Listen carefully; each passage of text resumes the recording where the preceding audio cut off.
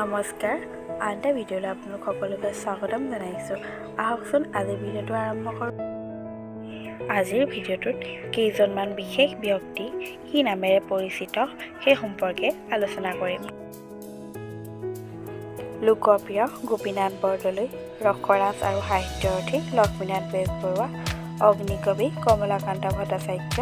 অতীন্দ্ৰিয়বাদী কবি নলিনীবালা দেৱী, অভিনয়াচাৰ্য বজ্ৰনাথ,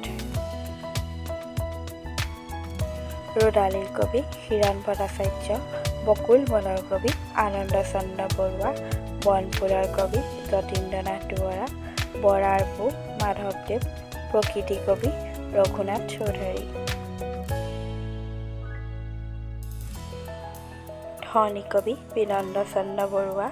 কলাগুৰু বিষ্ণুপ্ৰসাদ ৰাভা, নটসূৰ্য ফণী শৰ্মা, নাট্য প্ৰভাকৰ সত্যপ্ৰসাদ বৰুৱা, দানবীৰ ৰাধানাথ সন্দিকৈ,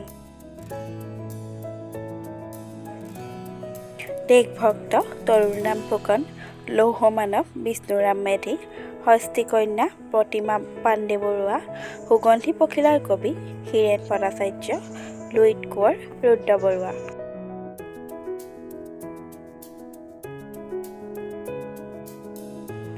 সাহিত্য ৰত্ন চন্দ্ৰধৰ বৰুৱা আৰু হৰিনাৰায়ণ দত্ত বৰুৱা,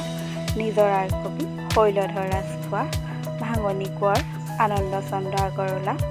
অসম কেশৰী অম্বিকাগিৰি ৰায়চৌধুৰী, গীতিকবি পাৰ্বতী প্ৰসাদ বৰুৱা, গল্প সম্ৰাট বা কথাশিল্পী ফৰিদ আব্দুল মালিক, ৰূপকোঁৱৰ জ্যোতিপ্ৰসাদ আগৰৱালা, জ্ঞান মালিনী কবি আচিতুদ্দিন